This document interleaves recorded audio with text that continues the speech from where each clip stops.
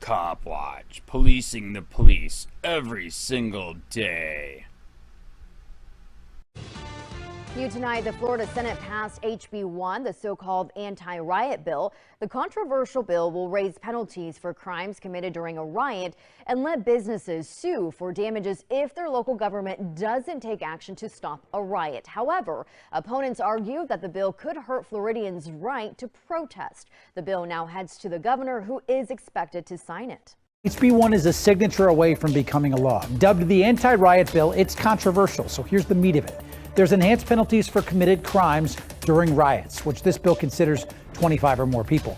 You block the road and prevent cars from moving in a protest, that's a third-degree penalty. There's no bail for those arrested until their first court appearance. If you hit an officer during a riot, you go to jail for a minimum of 6 months. And there's no defund the police legislation allowed. If your locals try to do that, there goes your state aid. You also get 15 years in prison up to that for destroying a Confederate flag or a monument. With Governor Desantis likely to sign it, 10 Tampa Bay's Angelina Salcido shows you whether this will help or hurt our community.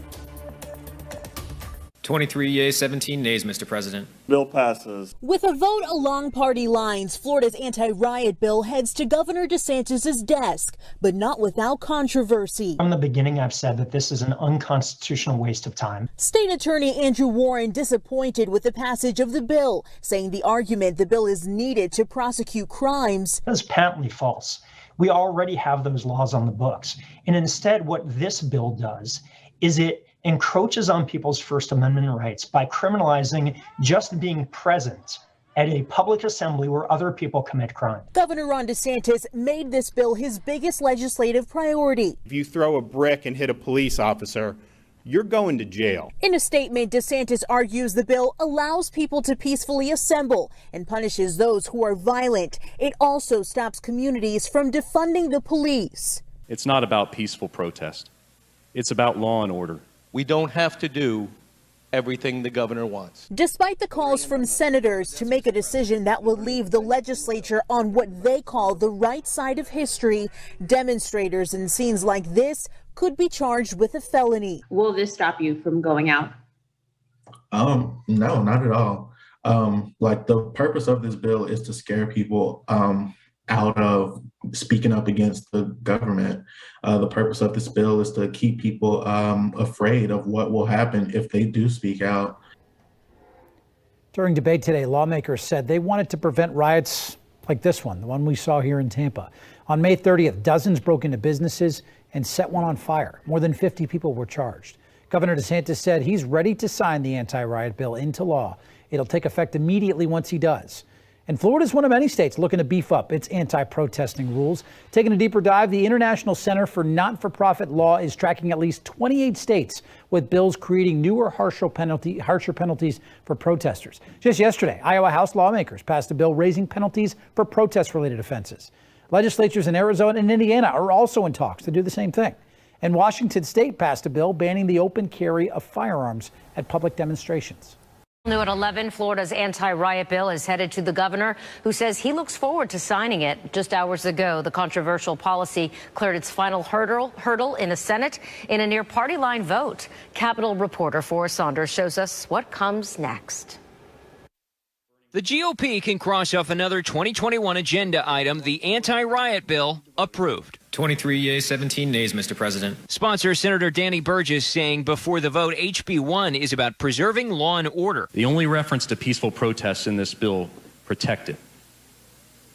What this bill does not protect is violence. Proposed by the governor following violent BLM protests last year. Having a strong legislative response. HB 1 allows local police to challenge budgets, opens communities to liability for poor riot control, and creates or strengthens penalties against those it deems rioters. I think this bill solves Portland's problems in Florida, but doesn't solve Florida's problems. Senator Jeff Brandes, the only Republican opposed, calls the bill a missed opportunity for criminal justice reform. We had an opportunity for this bill to work together to come up with a common solution to a problem. For Democrats, united in opposition, we're mourning the beginning of the end, the beginning of the death of the First Amendment in the state of Florida. Approval was a solemn moment. They worry broad language will suppress nonviolent demonstrations and minority voices. At its core, House Bill 1 is racist at its core. Opponents now turn to the courts, hoping they'll step up to strike down HB1 as unconstitutional. That's despite leadership saying this bill is sound. There'll be good lawyers debate that, I'm assuming, here in the next couple of months.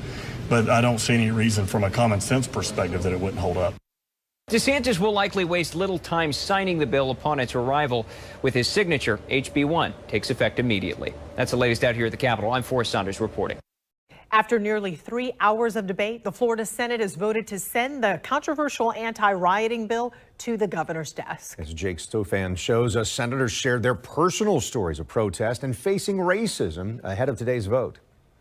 Debate rarely touched on the substance of HB1, the controversial anti-rioting bill. Instead, personal stories were front and center. I was born to protest, and my heroes have been to jail. The refrain from opponents, the legislation isn't needed. There's laws already that will stop you, that would incarcerate you. Supporters made the opposite case, arguing destruction seen in other parts of the country last year show a potential vulnerability in Florida. The deaths that occur during the protests, the fires that happen, the looting that happens. In closing, the sponsor said he understood opponents' concerns, but believed the legislation wouldn't result in unintended consequences for peaceful protesters. The only reference to peaceful protests in this bill protect it. What this bill does not protect is violence. The final vote, 23-17, with one Republican breaking ranks. Democrats held a press conference following the vote. Their message to protesters, don't let this legislation silence your voice. It's time for the people to rise up even more. Senate President Wilton Simpson fully expects legal challenges. But I don't see any reason from a common sense perspective that it wouldn't hold up. As soon as the bill is signed into law, the changes will take effect.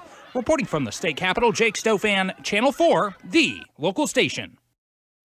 Along with enhanced penalties for crimes committed during a riot, the bill allows state attorneys to appeal reductions in local police budgets. It also creates an affirmative defense from civil lawsuits for people who hurt rioters in self-defense, and it waives sovereign immunity for local governments, allowing businesses to sue for damages if their government doesn't take action to stop a riot.